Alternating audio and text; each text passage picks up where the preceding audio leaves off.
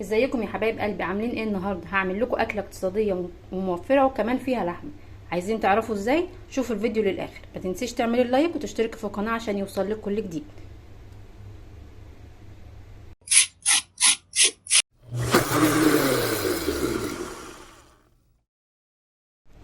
السلام عليكم ورحمه الله وبركاته. ازيكم يا حبايب قلبي؟ عاملين ايه النهارده انا هعمل لكم اكله بسيطه وسهله جدا وموجوده في كل بيت. هعمل العجه المصريه، بس المره دي انا هعملها بالبطاطس.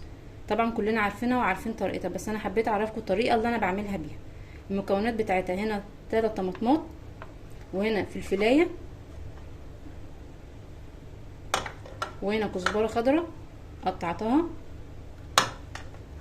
وبصلايه برضو وسط حسب الكميه وحسب ما انت بتحبي كميه البيض وهنا بيضتين،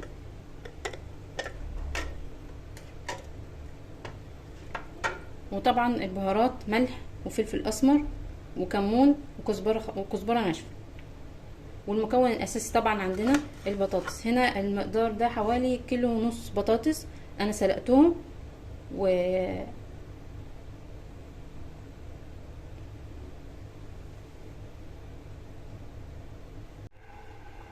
يا حبايب قلبي جهزت الطاسه عشان اعمل التسبيكه اللي هحطها في العجة. اول حاجه هحط مقدار كده معلقه زيت،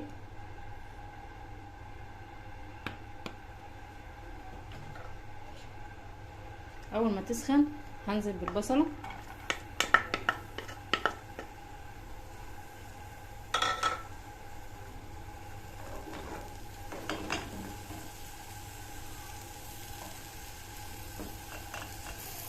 احط معاها الفلفله، هي فلفلايه واحده بس وسط برضه.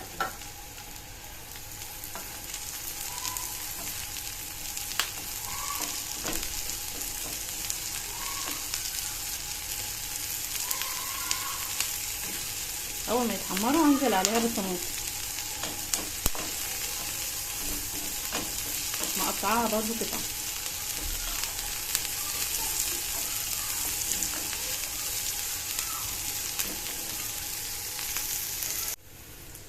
وهنا بعد ما البصلايه والفلفلايه احمروا بس تصفيره، انا مش بحمرها قوي، هروح حاطه طماطم.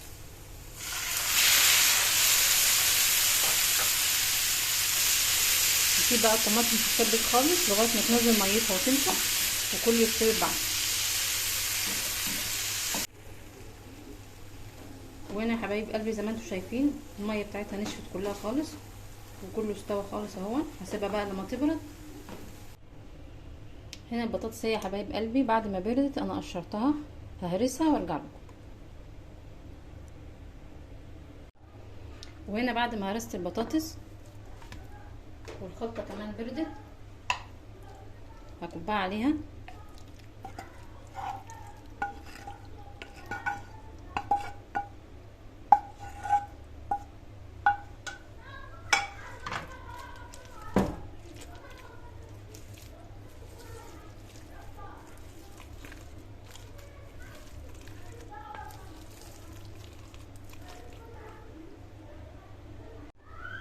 بعدين هضيف البقدونس،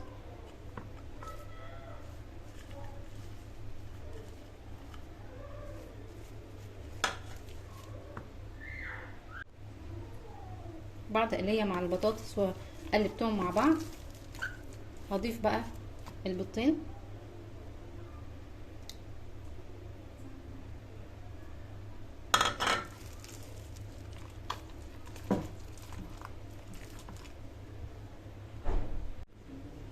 وهنا يا حبايب قلبي بعد ما خلصت المكونات كلها على بعضها هفردها في الصينيه.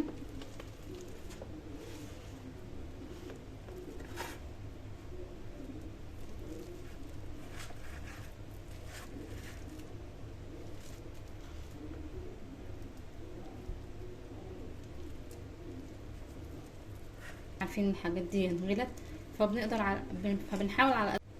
وهنا يا حبايب قلبي بعد ما فردتها في الصينيه كفت معايا كمان صينيتين، يعني تنفع كمان غدا او عشاء او فطار لو باتت معاكي لتاني يوم.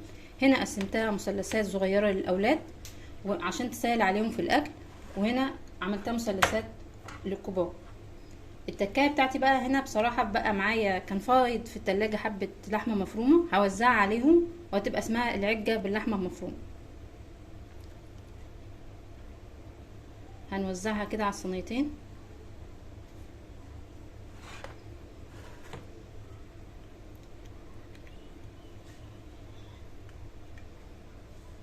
طعمها بيبقى حلو وتغيير، وفي نفس الوقت برضو فيها لحمه.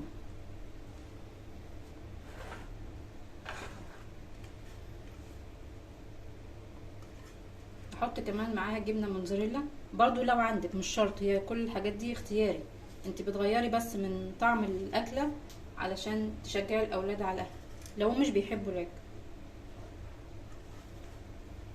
بعد ما وزعتها كده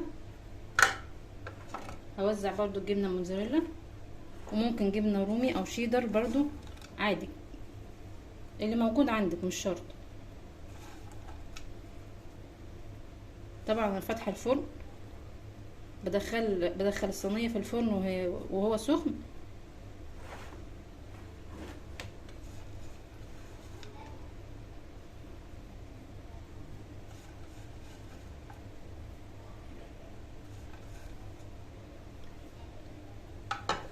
بعد ما وزعت كده اللحمه المفرومه والموزاريلا على الوش كميات بسيطه كده، شجع الاولاد على اكلتها. هدخلها الفرن وارجع لكم تاني. وهنا يا حبايب قلبي بعد ما طلعتها من الفرن بالشكل ده هقدمها مع رز بشعريه وسلطه، وبألف هنا وشفا. جربوها هتعجبكم وقولوا لي رايكم في التعليقات.